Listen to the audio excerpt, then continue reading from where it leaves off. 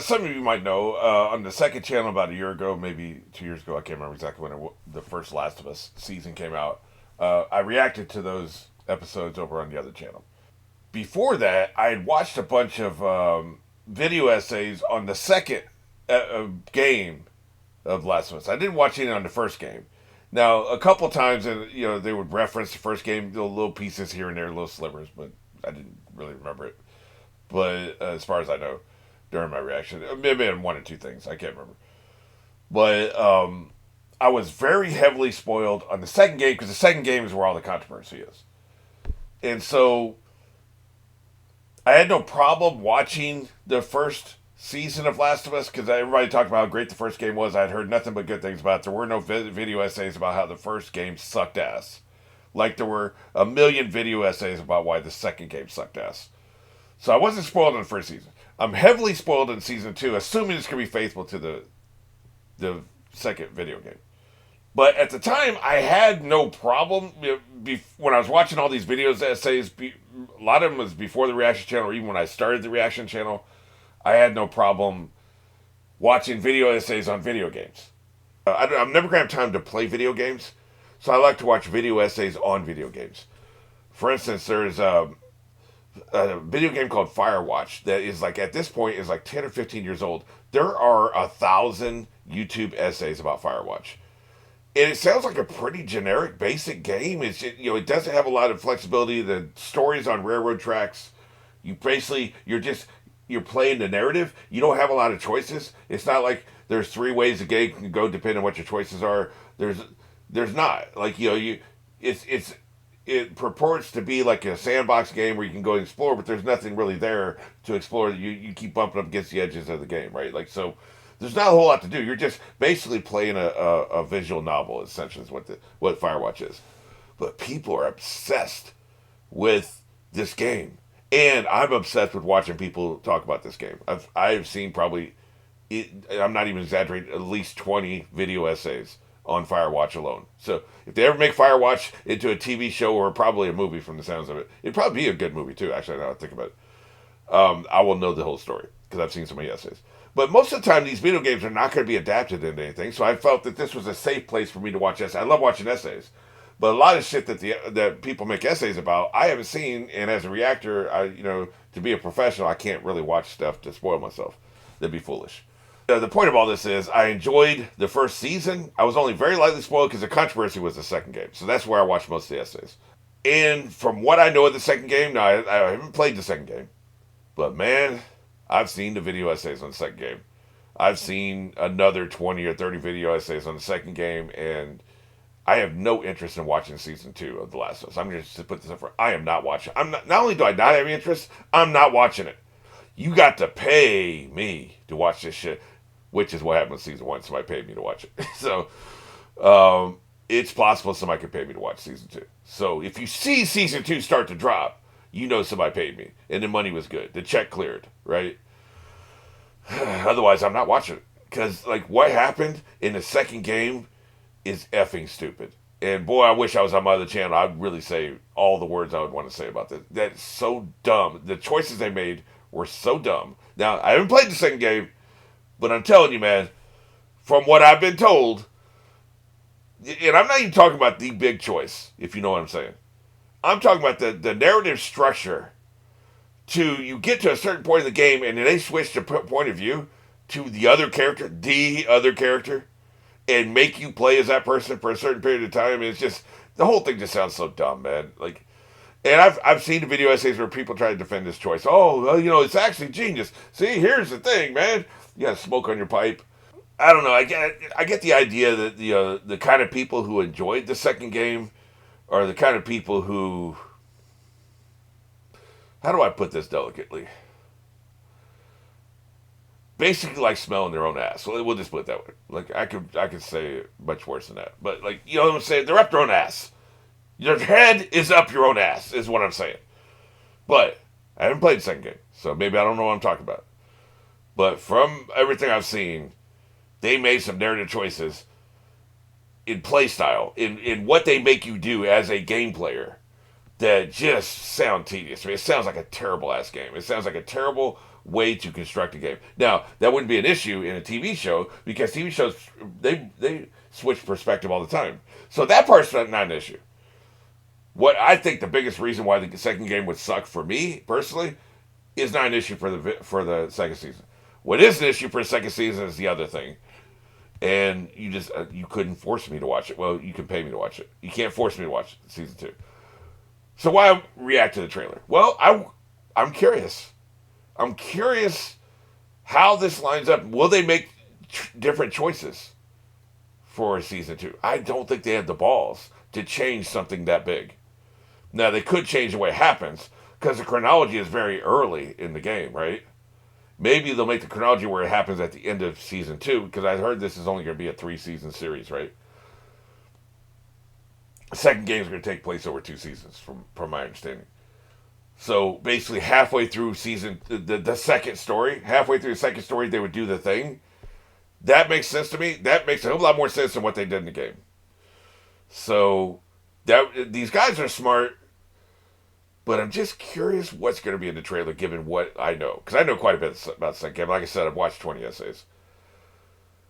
Anyway, this has got to be super frustrating to watch for people who have played the game and disagree with me. So let's just get straight into the trailer and let's see what I think after the trailer. So there's a watch. Yeah. Was that a firefly? I think it was. You okay? What if she's bulked up at all? Because she's supposed to have more muscles in the second game. Then again, it doesn't look like it. Yeah. This is where we live. Hey, it's pretty good. What's that? The fence. They got a kid? What's inside? Is he dating? I don't think so. That's someone else's kid. She's dating. What's outside? Yeah. Monsters. Oh shit, what the hell is that?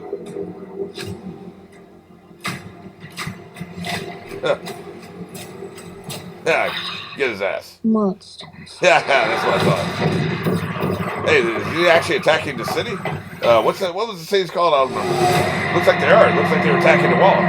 That's not good. Y'all dead as hell. By the time the sun comes up tomorrow. Hey, man. Very good chance. Got the tattoo. Ooh, we got Jeffrey Wright up in this bitch. Excellent. Man, they are coming for that ass, boy.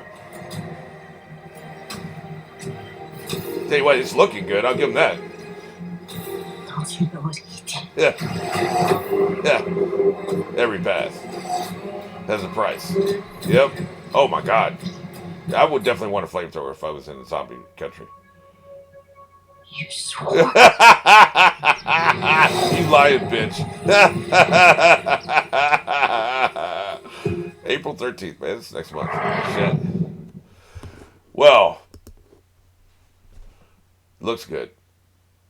Looks good. They definitely know. See, we know how the first season ended, and the trailer editor knows how the first season ended. So they end the trailer with her finding out what really happened, in the hospital, right? Now, I've heard people say that she made a choice. She knew he was lying. And I said this during my reaction. I don't understand why she would think that he was lying, because maybe his story didn't make total sense, but the alternative would be to expect that he killed everybody in the hospital and pulled her out of there, which is what he did. But why would you think that? It's so unlikely. One man took out an entire team, a facility, 30 people? One man. What is he, Rambo? One man took out 30 people. It's unlikely. Like, I wouldn't think that. The fact that he did it doesn't make it any more likely, right? It's very unlikely. He hit them where they heard, and they weren't ready, and it was an ambush type situation. He's still just one guy, right? You're talking about he went full Terminator on an entire facility filled with people. At least 30. So for me, I never bought the fact she was suspicious. Like, why would she be suspicious? It doesn't make any sense. It'd be like, okay, let's say you and I are in Fort Bragg. Fort Bragg, you know how big that place is, right? And I know it's not a fair comparison because the hospital wasn't Fort Bragg, but let's just say for the sake of it, right? We're in Fort Bragg. I'm vehemently against them operating on you. And then they put you under with anesthesia, and you wake up and you're in the car with me. I'm like, well, they couldn't do it, so they let me have you back, and then took off. Would you assume that I had taken out everybody in Fort Bragg? No. That would not be your assumption, because it's ridiculous to think that I would have killed everybody in Fort Bragg and to take it. This, what I'm saying is, this is pretty much the same level of ridiculousness, even though Fort Bragg's way bigger of a facility. Some things are just too big to imagine, is what I'm saying. Now, maybe if you sit with it for a while and you start thinking about the entire time spent with him, but even then, she didn't really see the violent side of him. He was very empathetic. A couple times they got into violence, he was apologizing to her. They exposed her to that shit. People said a couple things about him. He was bad. He admitted to being evil in the past, right? He never said he was Terminator. He never said he was mentally or emotionally or physically capable of killing that many people. So I just didn't believe or buy the way it was presented on screen. I didn't buy the fact that she would be suspicious. Now, in the moment, if you have a year to think about it, things just keep coming back. Maybe a couple references. You reference something. Maybe you catch them a little bit of an inconsistency, or you think about the full story a little bit more, or you think about like how attached he is to you, and you think about his dead daughter. Like the shit can start coming together over the preponderance of time, and I can see her slowly getting suspicious, being suspicious 2 hours after she had woken up in a car without having time to process all of that and think about the whole big picture, and just immediately jumped to the conclusion that he must have killed, which is what he would have to do. He would have had to kill everybody in the hospital. Immediately coming to that conclusion, I didn't buy it, personally. But there are people who say that she, even in the moment when he swore to her that his story was true, and she said, okay. And they even kind of presented this with her acting, right? They said even then she knew that he was lying to her. But she pretended to believe him so that she could keep the only relationship she had. And then what would happen later in the second game was, because I think there's like a 3 or 4 year time jump to the second game, she's made other friends. She's got a relationship. We even saw some of that in this trailer, right? She's got a relationship. So he is not the only relationship she has anymore. She has a little bit more freedom to be like, I think you're lying. And that be okay. In that moment, he was literally all she had, right? So I can see that. I just don't believe it with what we were presenting on the screen. Maybe the game is very different. Yeah, I don't know. I mean, maybe there was enough in the game where it was maybe more obvious that he did it. I don't know, but what they presented us on screen in season 1, it wasn't obvious. So that never sat right with me that she would be suspicious so early. But yeah, that's what people want to see in season 2, right? The trailer looks good. I ain't watching season 2 unless somebody pays me, and I'm probably gonna speak this shit into existence, but it's gonna have to be. It's gonna have to be a decent number. We'll just put it that way. Because this is a time, what is it, another 9 episodes? To just be pissed off at the end of season 2? Just be like royally pissed? Is that worth it? What about my emotional security, man? What about my being able to sleep at night and be able to get up in the morning and feel good about myself and know I'm going to have a good day, instead of having to get up and be like, oh shit, I got to watch episode 9. You know what's happening in episode 9. I don't know if I put myself through that trauma, man. So, but what do you think? Let me know what you think about all this. Don't worry about game spoilers, because trust me, there's nothing you can say to me I haven't heard in like 10 essays. And so like if you haven't played the second game, and I've been very circumspect in how I've said things in this video, if you haven't played the second games, do not look at the comments, because I want the comments to be a free zone. People can say whatever they want in the comments. So if you are unspoiled on season 2 and on the second game, don't go to the comments. Don't leave a comment. Don't go to the comments. I know that hurts the algorithm. Maybe just give me a thumbs up or something, or a thumbs down, like, if I pissed you off, which I probably have. But yeah, I can at least say it was a well done trailer. They didn't really give you anything. You don't know what the hell season 2 is about, other than you're going to like it. That's a very well done trailer. 10 out of 10.